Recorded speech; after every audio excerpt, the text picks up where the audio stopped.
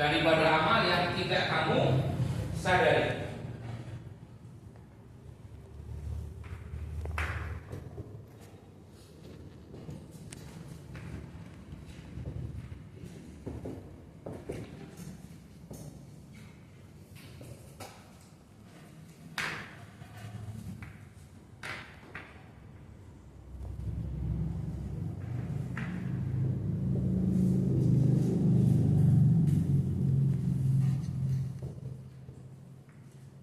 Tidak ada amal yang lebih berpeluang diterima oleh Allah daripada amalan yang tidak kamu sadari dan tidak berarti di matamu.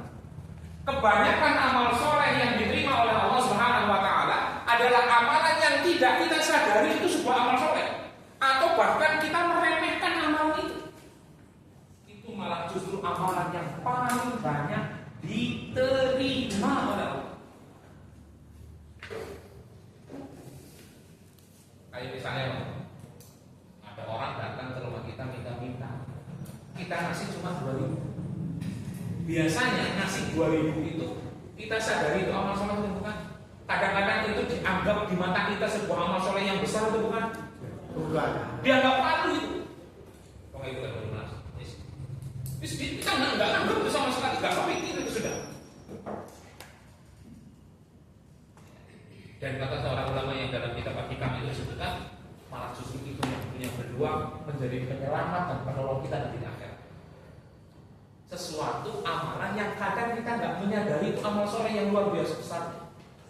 Contoh buang ranting, contoh hanya sekedar mungkin kita melihat ada duri yang nempel di pohon, yang kalau seandainya duri itu jatuh akan mengenai kepala manusia. Kita nggak menyadari itu sebuah amal luar biasa. Kita nggak menganggap bahwa amalan itu amalan yang penuh dengan perjuangan. Kadang-kadang seperti itu, malah justru itulah yang menjadi penolong kita semuanya. Memberikan minum yang mungkin tadi kumpul di sini, kemudian kita bagi ke teman-teman tetangga kita yang ada di sebelah kita. Biasanya kan anak arisannya ngumpulin anak cross, baju deh, kita berusaha. Kadang kita nyadari nggak ini amal soleh? Enggak. Padahal itu bisa jadi amal soleh yang nanti menjadi penolong kita di akhirat. Misalnya, mari berusaha lapor. Insyaallah dulu beliau ini yang memindahkan aku dari sebelah sini ke sebelah sini. Sambil ngomong misalnya, laporan sama Allah, menjadi saksi bahwa dia telah dipindahkan dari tempat A ke tempat B untuk memudahkan saudaranya minum. Bayangin, kita tidak menyadari itu sebuah amal soleh yang luar biasa. Bahkan banyak yang menganggap itu remeh sekali, bahkan dianggap tidak amal soleh. Itu yang menjadi peluang besar menyelamatkan kita di akhirat. Makanya jangan pernah meremehkan kebaikan sekecil kepada manusia ataupun kepada makhluk Allah yang lain.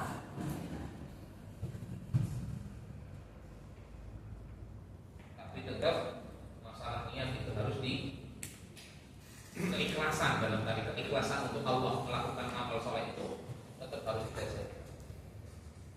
Ya, keikhlasan dalam mengerjakan perbuatan tersebut, kebaikan tersebut, tentu kita pupuk, kita jaga, kita kita tanamkan dalam hati kita. Ya. Jadi sekali lagi, di rumah tangga antara suami, istri, anak-anak itu sebetulnya menjadi ladang paling besar untuk kita panen pahala. Ya, terkait kita bisa memberikan kebaikan apapun kepada istri dan anak-anak kita, istri kepada suaminya, orang tua kepada anaknya, anak kepada orang tuanya. Sekecil apapun kebaikan yang ada di rumah bisa kita kerjakan. Sekedar bojone lagi nyuci piring, sing lanang ngerti, ya berusaha bagaimana membantu. Sing piring wis dicuci, disebut apa? ditantang. Orang sing lanang kamu, Bu. Oh kaya, Bu. Apa?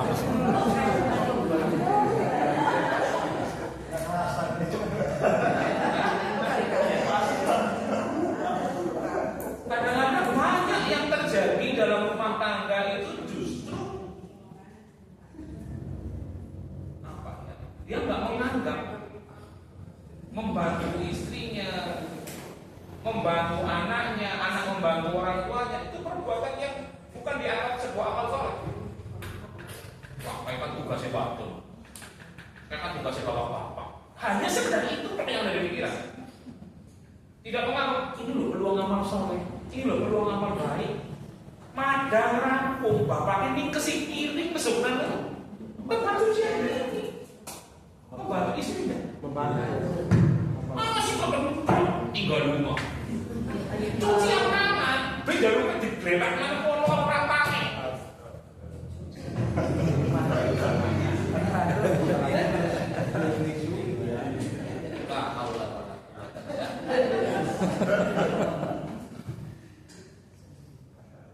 Faktanya Pak, ya, faktanya kebanyakan rumah tangga kita di Indonesia, nggak usah banyak-banyak, nggak usah keluar negeri, di Indonesia, mereka tidak bisa memanfaatkan perempuan meraih banyak pahala di lingkup hanya rumah tangga.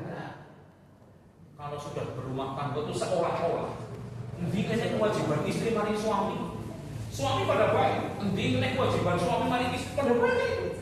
Seolah-olah dia hanya menuntut haknya atas kewajiban pasangan. Kan mencari nafkah kewajiban suami, istri kan di rumah tinggal nyantong.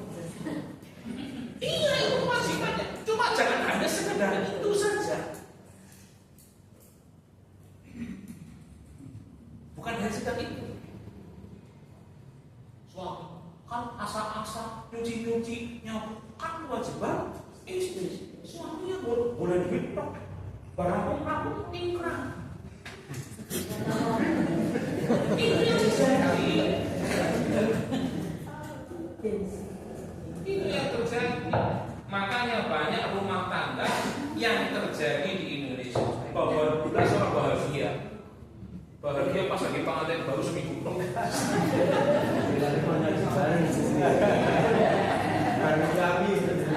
Rampung itu seolah-olah Masya Allah. Makanya orang ketika berumah tangga menjadi pesimis berumah tangga karena melihat contoh orang-orang yang berumah tangga itu kemudian seperti tadi, ngapain menikah? Toh mau jadi babu. Lah ngapain menikah? Toh mau ngopani anak ibu. Ayo banyak berbicara seperti itu. Tidak berusaha bahwa menikah itu sumber pahala yang paling lama. Menikah itu banyak berapa tahun? Misalnya kita normal aja, nggak usah yang cerai-cerai. Berapa tahun? Ya, ada yang 20 tahun, 30 tahun, 50 tahun. Selama itu Allah memberikan kesempatan banyak pahala. Diambil apa enggak? Ya, gitu loh. Ya. Senyum kepada suami, kepada istri, salam kepada mereka, membahagiakan mereka, memberikan nafkah kepada mereka, memberikan bonus kepada mereka, memberikan ini dan ini. Pahala apa itu sini? Ya, itu yang dapat kami sampaikan terkait dengan nasihat para ulama. Jangan remehkan ibadah seketik amal. Ada sedikit pengumuman, ya. Ada sedikit pengumuman. Ini direncanakan, ya. Ini untuk ibu-ibu dan bapak-bapak direncanakan pada hari Kamis yang akan datang, bukan hari Kamis besok ya. Hari Kamis tanggal bukan tanggal 1 tapi tanggal 8. Kalau Kamis besok kan tanggal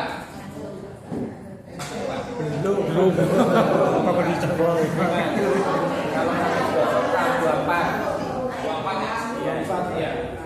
Tanggal 24, kemudian tanggal 1, tanggal 8. Ya. 2 Kamis Tanggal 8 direncanakan nanti pengajar bapak-bapaknya akan hadir, bukan saya lagi. Ya, bukan saya. Nah, yang akan mengganti itu namanya Ustaz Niko yang kemarin saya ketemu. Ya, paham ya? Kenapa kok saya diganti? Pertama, penyegaran. Biar nggak bosan saya terus ketemu saya terus kemudian terus itu ya. Tidak bosan kan? Tidak bosan kan? Yang kedua, juga terkait nanti kelompok yang diampu istri saya nanti diganti juga. Ya, pada tanggal 8 itu. Nanti yang ngajar yang ustazah yang kemarin cuti itu akan balik lagi, kemudian yang sekarang. Karena informasi yang saya dapatkan bahwa alhamdulillah istri saya bilang. Alhamdulillah. Jadi karena umur yang sudah semakin Mudah. tua dan sudah punya beberapa riwayat keturunan, jadi kami harap istri saya memang saya minta untuk banyak tidur. Masih mungkin bertemu di tanggal besok sama tanggal 1-nya. Tapi di tanggal 8 kemungkinan nanti ibu yang tadinya diampu istri saya nanti diampu sama ustazah yang lain. Oke, mohon itu dimaklumi karena bukan maksud kami untuk tidak mau mengajar tidak, tapi untuk itu tadi terkait dengan kondisi yang saat ini dialami. Ya. Karena istri saya itu sudah keguguran 5 kali. Jadi tidak mau yang ke-6 kalinya ini begitu. Ya. Jadi mudah-mudahan diberikan kesehatan dirinya, diberikan sampai melahirkan. Belum masih sekitar 2-3 bulan. Cuma malah justru itu di waktu-waktu yang sekali. Dan saya kenapa juga harus ikut menggantinya? Karena paling tidak Mendampingi. punya ada waktu untuk istri. Pertama itu. Dan kemudian yang mengganti nanti juga suami istri. Yang mengganti itu juga suami istri. Ya paling tidak mereka bisa berangkat bareng pulang bareng. Nah, gitu ya. Hari Rabunya apa? Hari Rabu tetap saya di sini tetap hari Rabu saya. Cuma hari Kamis saja. Oh, hari Kamis. Cuma hari Kamis Yang saja. tinggi itu ya. Cuma hari Kamis yang dimulai tanggal 8. Oh, Kamis. Ya, Kamis dimulai tanggal 8. Ya, karena salah satu pengajar hanya akan bisa mulai tanggal 8. Makanya nanti kemudian tanggal 8 itu sudah berganti. Tapi saya sampaikan sekarang dalam rangka untuk supaya tidak kaget.